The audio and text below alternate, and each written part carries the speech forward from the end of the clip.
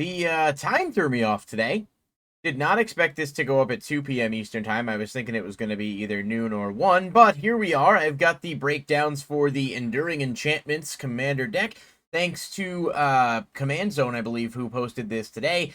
So let's get into the video and see how it's going to be, because the first two have had some interesting new cards, but the reprints have been kind of lacking, and the land bases have been trash. We'll have to see if this one changes the pace.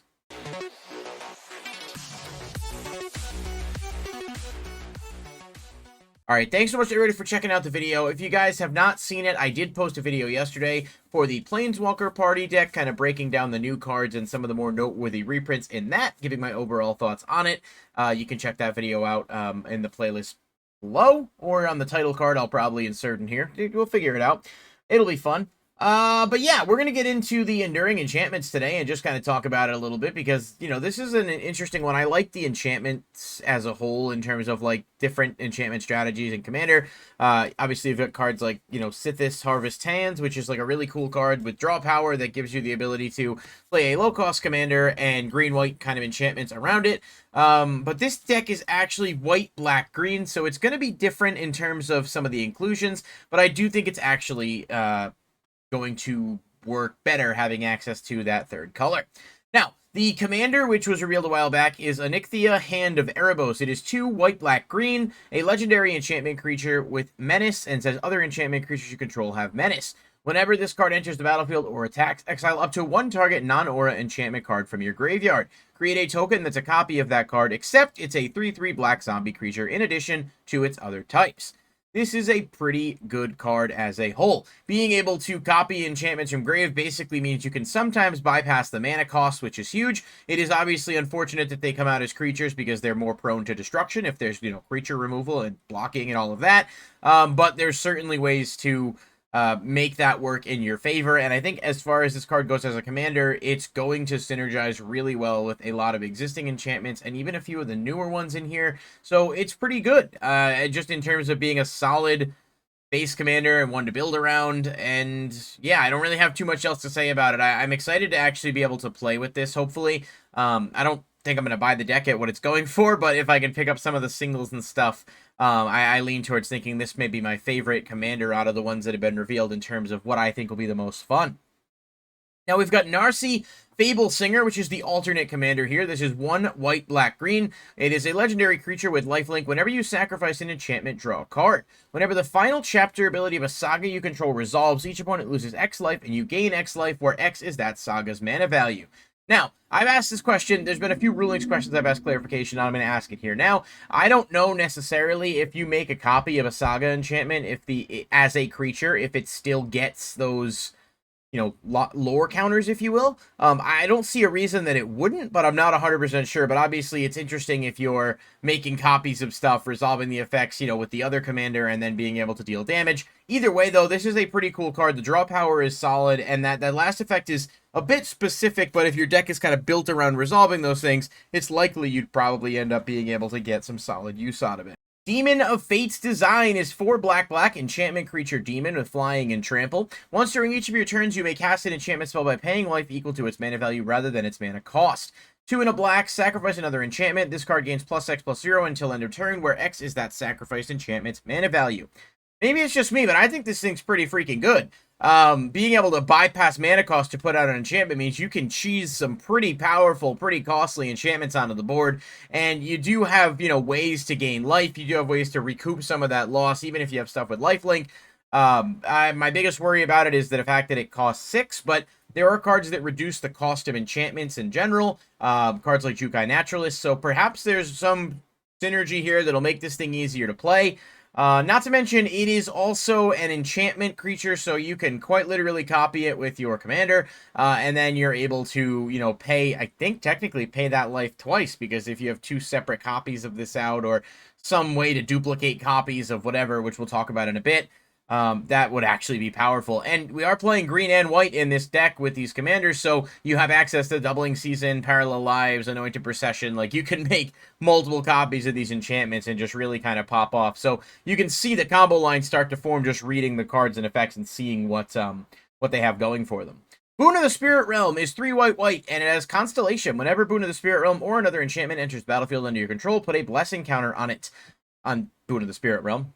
Creatures you control gain +1/+1 for each blessing counter on Boone of the Spirit Realm. It's okay. It's definitely a solid buff, but 5 is a pretty steep cost for this. I guess because you could probably stack it up pretty quick and get a lot of counters on it, but it's not necessarily the strongest card of what I'm seeing here, unless there's something I'm missing. Obviously, there are definitely ways to, like, you know, stack it up, but 5 mana for this, you really have to play stuff that's going to reduce the cost in order to maximize this card's usage. But maybe I'm off on this. I don't know. Maybe people are looking at more than I am. Again, these are just my, like, initial reactions going through and reading these. I definitely, with more thought, may, you know, come to a better conclusion.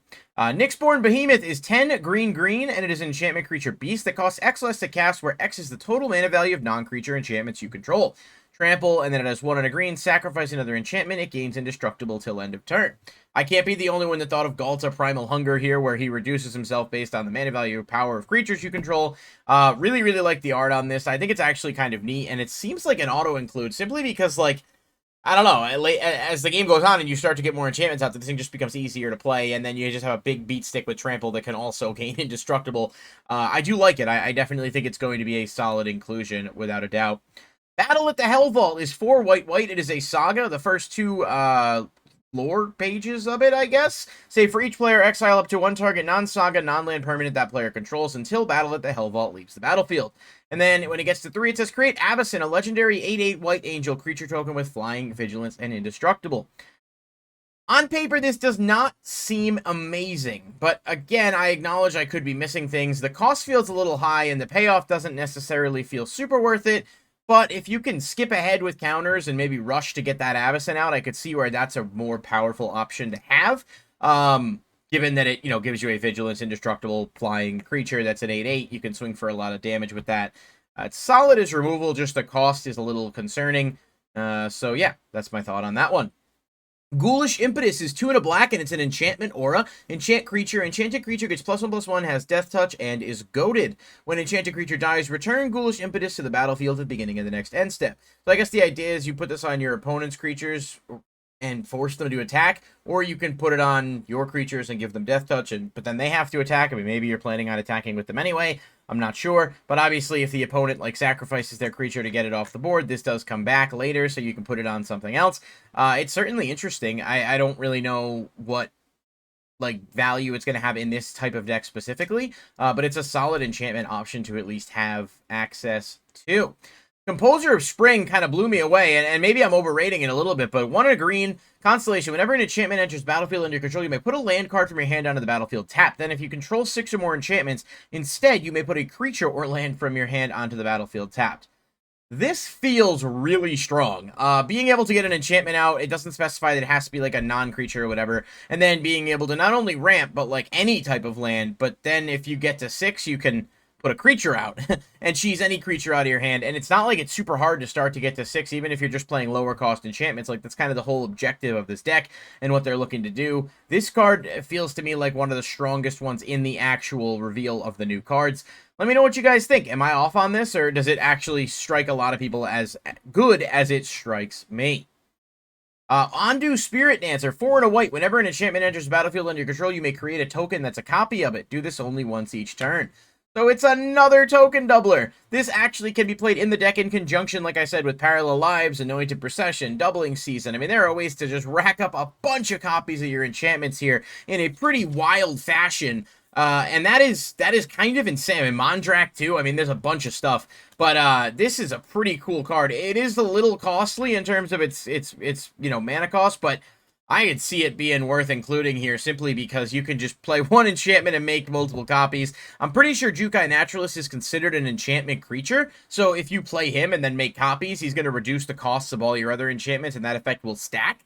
There's a lot of really fun combo lines here that you can do, and it's just absolutely it's absolutely wild to think about what the deck may actually be able to put together.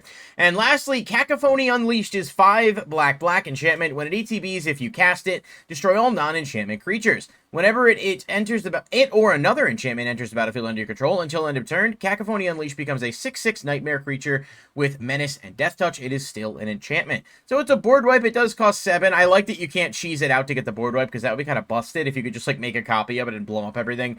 But it's still powerful, you know, in terms of like being able to be a creature you can tap into, and you know, if you are able to reduce its cost with some of the enchantment cards like Jukai Naturalist and other stuff I talked about, then perhaps he's actually a lot easier to make use of. It's neat on paper, and I don't know whether or not the cost is going to be too high for it to actually be good, but we'll have to see, because I could see making copies of this. Oh, well, no, you can't. It's a legendary, so you can't really make copies of it and have extras, but still, pretty cool option, and yeah, it's a neat one. So these cards, I'm pretty intrigued by these. I'm not going to lie to you. Like, not from like a sealed deck value standpoint, but like a lot of these new cards seem really fun and actually like very focused on accomplishing like a goal and making the enchantment deck powerful. So I'm actually excited to see what people come up with and kind of how things start to shape up from here.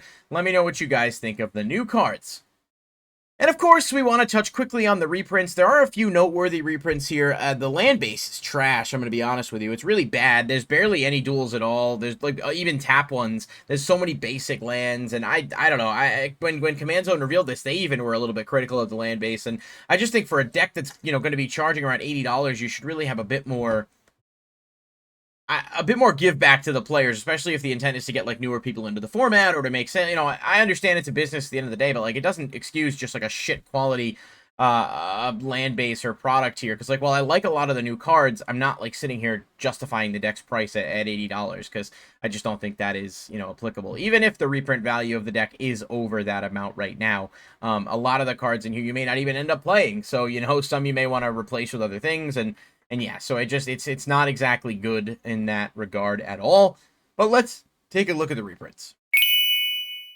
All right, so first up, we've got Dryad of the Elysian Grove. This one, I will admit, is a pretty big reprint. Of course, this is about a $20 to $25 card. It has not been reprinted in a bit, and it does just seem like one of those cards that was going to keep going up in price, especially given its ability to help with ramping and just being an enchantment creature in general. So I will give them credit on this being a good reprint, but you know, while the reprint is solid, it's, you know, it's not necessarily enough to justify the product. Starfield of Nyx, I didn't even know this was like a $13, $14 card, but this is a pretty good reprint as well. It only has one print. I think when it gets reprinted in here, it will likely drop in price simply because I think that was what was keeping it more expensive. But it's not bad still. You know, $13, $14 reprint plus a $20 reprint is certainly better than what we got out of the Sliver deck. Citizen Champion was about 5 to 6, so lower end, but still a decent reprint.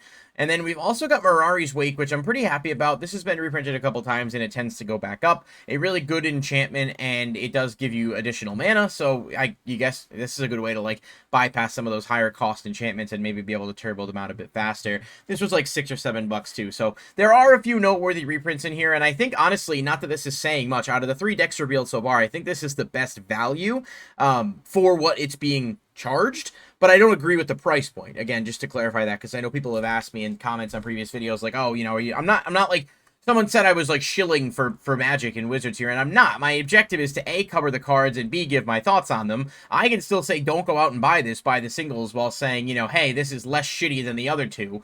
But it's just, you know, you're beating a dead horse at this point to keep saying, oh, this set's bad, this, that, and the other thing. Like, you know, no one's ever going to come to fully agreements on it. Even if we do think the set is bad, your only options are to not buy it, or to buy it, or to buy the singles, right? So if you don't want to buy it and it's not for you, I don't blame you. Maybe wait for clearance or see if it goes down. But if you want to buy it, or you're just decided that you want to purchase one of these, this is probably going to be your best bet so far, unless the Eldrazi ends up being better. Maybe it will be, but I mean, the pre-order prices on the Eldrazi stuff is like almost $200, so that's probably, there's zero way that hits that price point, right? We're going to see a collapse of some of this stuff once the set actually drops. It's just a matter of when and how much, but I'm just hopeful that some stuff becomes more accessible and people are able to get their hands on what they want, because at the end of the day, having more people able to play Commander and having more people able to be involved is definitely what we're looking for. So I send it to you guys. Let me know in the comments down below what you think of this deck with the new cards and the reprints. Anything I might have missed, any cards you think deserve to be considered notable that I maybe didn't call out, please let me know. I really do appreciate everyone's support who's been watching the videos, commenting, and interacting, and I've got plenty more to come. Tomorrow we will cover the Eldrazi deck, and then we'll be done with, like, new reveals unless the commons and uncommons reveal anything super noteworthy. And then there's other things I want to kind of get into and break down, specifically a follow-up video to the first video I posted, which was the, is Commander Masters worth it? That was before we knew anything, and now we're going to look at it knowing things and kind of go back full circle. So a lot of content still to come. Be sure you subscribe to the channel and like the video. If you click the bell icon, you'll get notifications whenever I upload, so you'll be able to, go check things out. Try to get them up as quick as I can. So really appreciate everyone watching and taking the time, and I'll catch you guys in the next video. Peace.